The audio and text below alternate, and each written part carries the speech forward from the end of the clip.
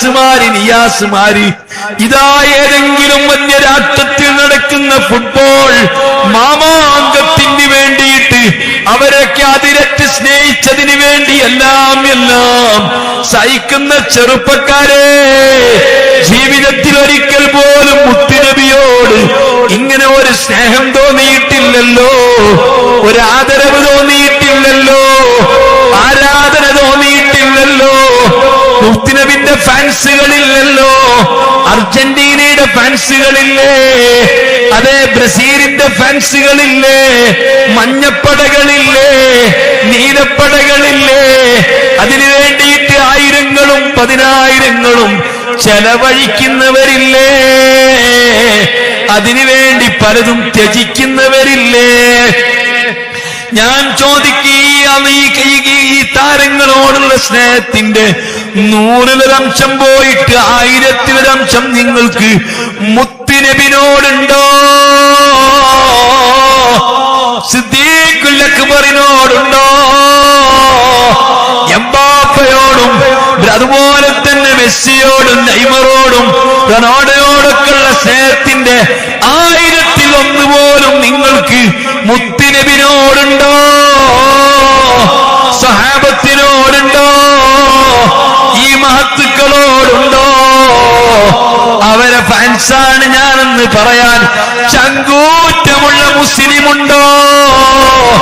ഒരിക്കൽ പോലും അല്ലാഹ്ക്ക് സുജൂദ് ചെയ്യാത്ത, അല്ലാഹ് എന്നൊന്ന് പറയാത്ത, അല്ലാഹ് എന്നൊന്ന് വിളിക്കാത്ത, ഒരു നിഅമത്തുകൾക്കും ശുക്ർ ചെയ്യാത്ത, ഒരു ഉപകാരവും നിങ്ങൾക്ക് ചെയ്യാത്ത, വിഗ്രഹങ്ങളെ പോലെ ആരാധിച്ചതുകൊണ്ട് ഒരു ഉപകാരവും ചെയ്യാത്ത, ആരാധിക്കാതിരുന്നത് കൊണ്ട് ഒരു ഉപദ്രവവും ചെയ്യാത്ത ഇവരാരാധിക്കുന്ന ആളുകളെ, നിങ്ങൾ മുത്തുനബിനെ പറ്റി, മുത്തുനബിയോട് നിങ്ങൾക്ക് ഇതിന്റെ 10,000-1 ഒരു ആദരവുണ്ടോ? സ്നേഹമുണ്ടോ?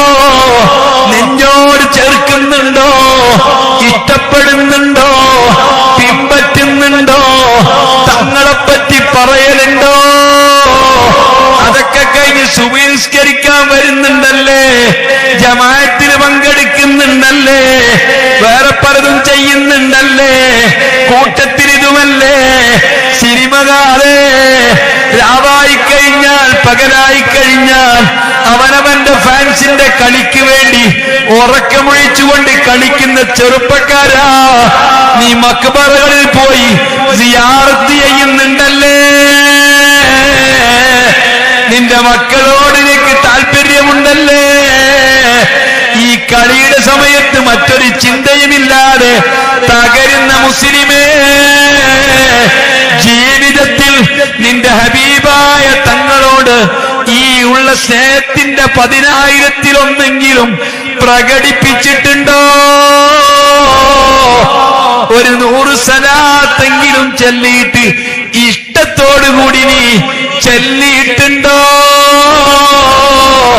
നിന്റെ താല്പര്യത്തോടുകൂടി ഒരു 10 രൂപയെങ്കിലും ആ വഴിക്ക് ചെലവഴിച്ചിട്ടുണ്ടോ? എന്നാൽ കേൾക്കണോ,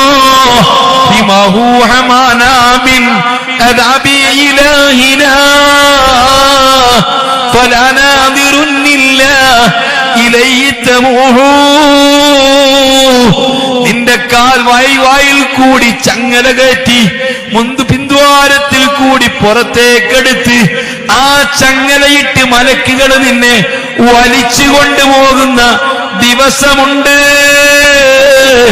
ഞാൻ കെട്ടുകഥയല്ല പറയുന്നത്, വാറോലയല്ല പറയുന്നത്. وجاءت كل نفس معها سائق وشهيد.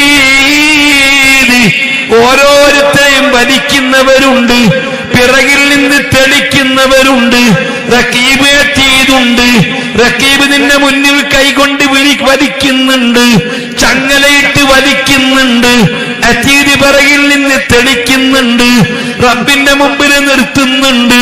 അണുമണി തൂക്കം തിന്മ കൂടുതലാണെങ്കിൽ നിന്റെ കൈകൾ കഴുത്തിലേക്ക് കുരുക്കി കെട്ടുന്നുണ്ട്, കണ്ണുകൾ മേൽപോട്ട് വരുന്നുണ്ട്, മാറ്റി നിർത്തുന്നുണ്ട്. സർവ കണ്ണും വന്ന് മുത്തുനബിയിലേക്ക് നീളുണ്ടെന്ന്. തങ്ങളൊന്ന് നോക്കിയെങ്കിലോ, തങ്ങളെന്നൊന്ന് ശ്രദ്ധിച്ചെങ്കിലോ, തങ്ങളൊന്ന് പരിഗണിച്ചെങ്കിലോ എന്നോർത്തുകൊണ്ട് സർവ കണ്ണുകളുമെന്ന് മുത്തുനബിയിലേക്ക് നോക്കുന്നതാ. അന്നത്തെ ദിവസം നിനക്ക് വേണ്ടി റെക്കമെൻഡ് ചെയ്യാൻ, നിനക്ക് വേണ്ടി ഒരു ശഫാഅത്ത് ചെയ്യാൻ, നിന്നെ രക്ഷപ്പെടുത്താൻ നിനക്കൊരു മകന് വേണ്ടേ? ഒരു മകൻ നിനക്ക് വേണ്ടേ?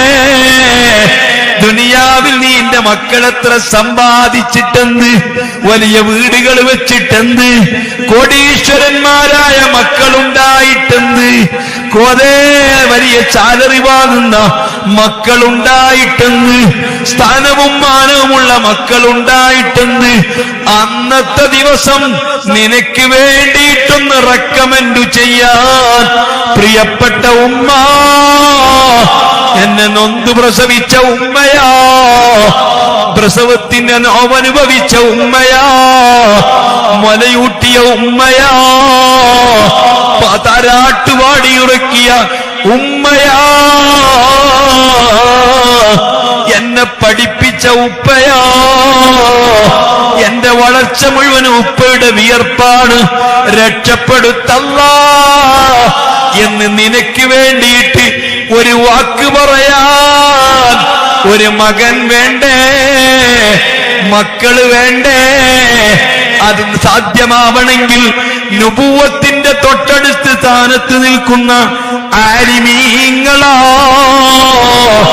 ഇൽമുള്ളവരാ. ഇതൊന്നും കെട്ടുകഥയല്ല, പർവ്വതീകരിച്ച് പറയലല്ല. ഈ ഉമ്മത്തിനൊന്ന് ബോധ്യപ്പെടുത്താൻ, ഈ ഉമ്മത്തിനൊന്ന് മനസ്സിലാവാൻ, ഈ ഉമ്മത്തിന്റെ ബുദ്ധിയിൽ ചിന്തയിലേക്കൊന്ന് കയറാൻ വിനീതനായ ഞാന് ഓർമ്മപ്പെടുത്തിയതാ. അർഹമുർ റഹീമീനായ അൽ മലിക്കുൽ ജബ്ബാറായ സർവാധിനാഥനായ റബ്ബ് നമുക്ക് തൗഫീഖ് നൽകട്ടെ. ഇൽമു പഠിക്കാനും, ഇൽമു പഠിപ്പിക്കാനും, ഇൽമിന് ഖിദ്മ ചെയ്യാനും, ഇൽമിന് വേണ്ടി അധ്വാനിക്കാനും നമുക്കല്ലാഹ് തൗഫീഖ് നൽകട്ടെ.